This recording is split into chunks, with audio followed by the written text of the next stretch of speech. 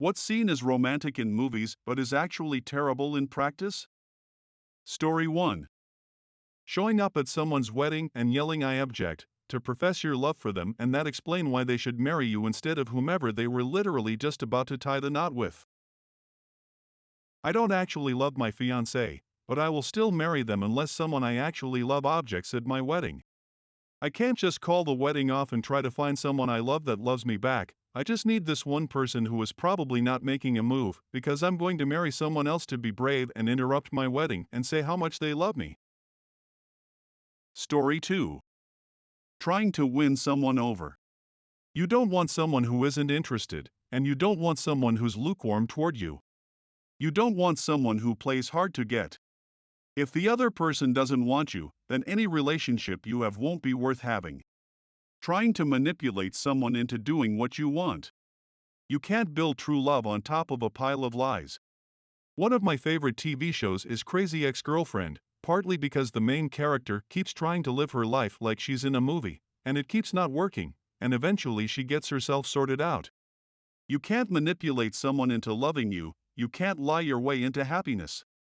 There is no meant to be or the one, and there are no signs from the universe, there's the world you live in and the decisions you make.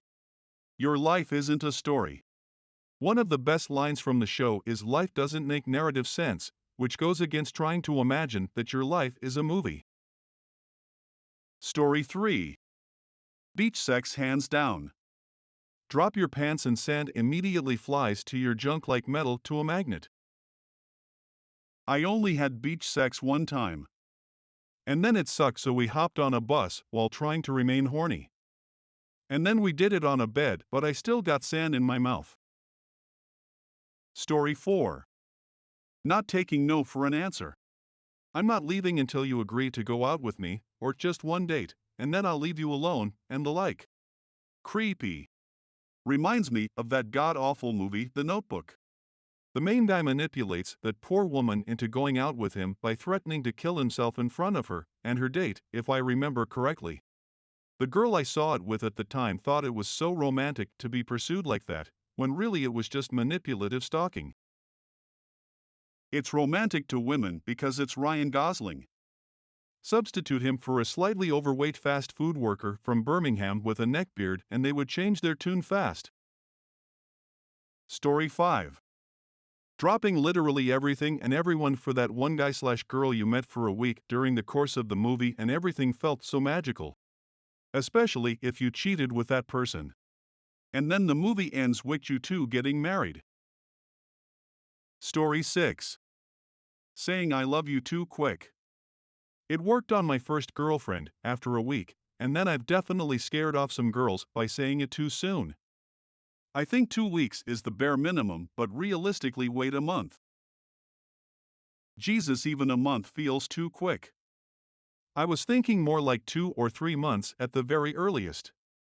You don't even know someone after a month. Story 6. Calling someone's work to ask them out when you don't know them well. Recently I had this happen with a guy I'd seen once. He called my office as a grand romantic gesture to ask me to be his Valentine. It did not have the desired effect. Story 7. If it's love, if you really love her, don't ever give up, 'cause love's worth fighting for. Pretty words, horrible advice. Really messed me up in my teenage years. Sorry to the girls I didn't give up on, 'cause I loved them too much. If I could go back in time and be less creepy, I would. 90s rom-coms steered me wrong and nobody around me was there to tell me there's a point I should move on. Story 8. More or less, everything. Leaving your spouse/lover of X years because you went through an ordeal with someone for a few hours, grand romantic gesture for someone that outright and very openly rejected you, forcing yourself on another person because they want to be chased, ignoring boundaries because there is some hint of sexual attraction. Just pick a cliché and it can be turned into a felony. Story 9. One of the couple convinces the other one to do something immoral/illegal, and just as the security guard is about to catch them in the act, they both manage to sprint off giggling into the sunset, ending with hysterical laughter at how naughty they were. In real life, A partner who tries to rope you into dangerous illegal activities which can affect your future does not give a shit about you.